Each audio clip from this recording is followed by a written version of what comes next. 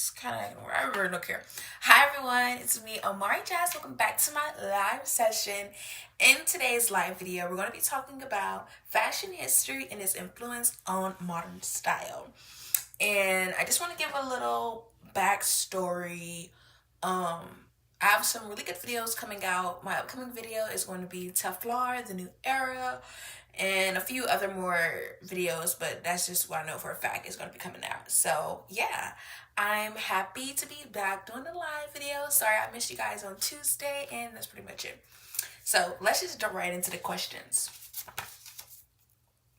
What historical eras do you derive the most inspiration from for your personal style?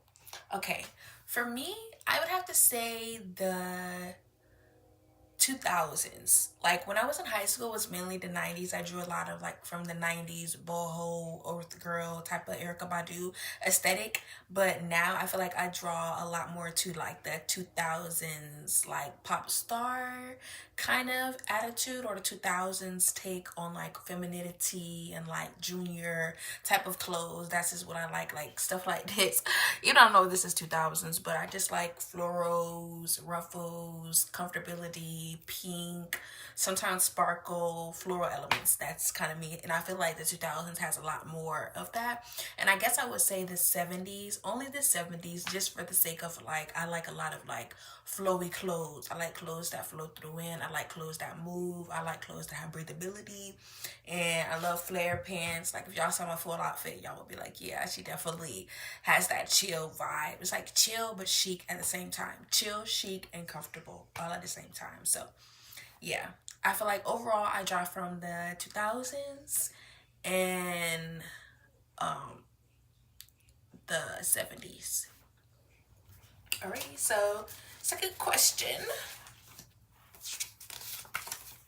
How have specific decades, like it's crazy, how have specific decades like the 1970s or 1990s resurfaced in today's fashion trends? Okay, so I would say the 70s has really resurfaced. I saw the 70s resurface a lot, and like the 2019 when everybody was like obsessed with Stranger Things, even though that's more 80s, but I could definitely see it then. And then now I would say it with the whole like model off duty look, like the mom jeans, the basic tops, the basic whites with a small, cute little cardigan. And a lot of tones now, I feel like maybe because it's just fall, I feel like a lot of the girls wear like creams and browns and whites and navies, maybe a few reds, and if they do wear pink, it's a really, really soft pastel pink. And I feel like that's really 90s, especially with the silhouettes, like all like the skinny jeans, all that type of stuff is like out the windows. And then with the 70s, I would say I see the influence with the 70s with the big hair.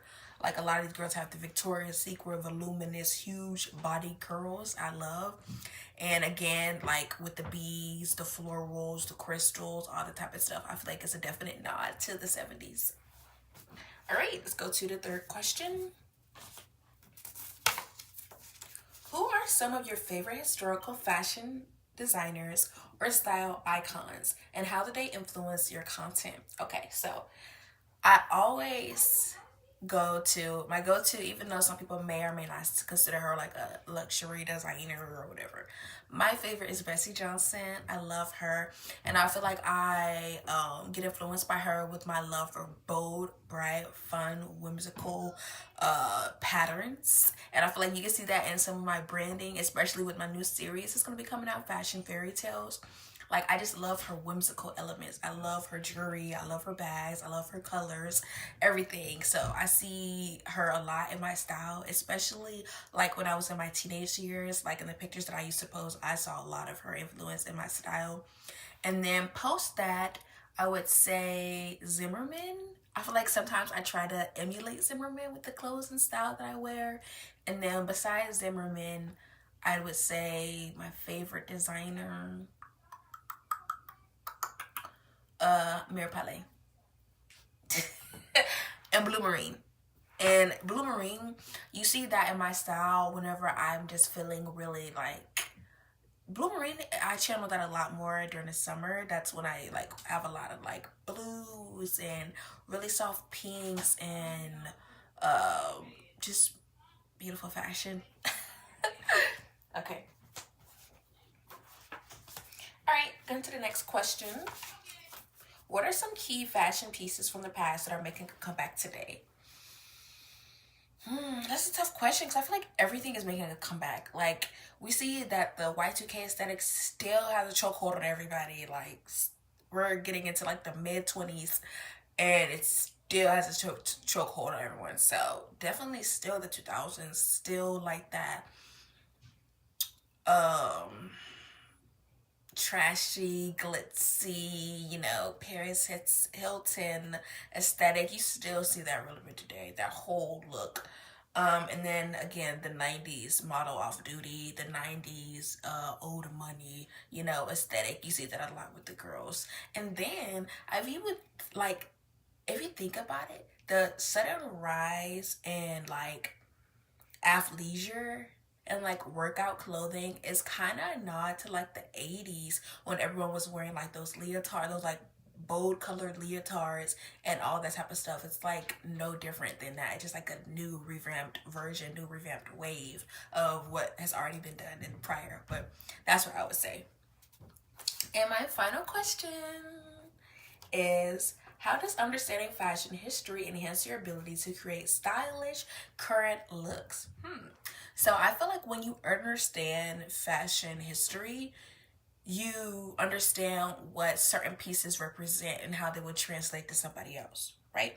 So say for example, let me think. If you're wearing like some fishnet, if you're wearing a fishnet, like legging, whatever, fishnet legging, black denim skirt, graphic tee, and like a leather jacket. If you know fashion history, right, you're gonna know, okay, I'm giving off the vibe that I'm either gothic, I'm either alternative, or I'm either punk with this outfit that I'm giving. And if you understand fashion history, you can also know, how can I switch this up? Maybe if I switch out the fishnet to leggings and switch out the boots, the Doc Martens with Uggs, and I switch out the graphic tee or like a mini crop top tank, and I switch out the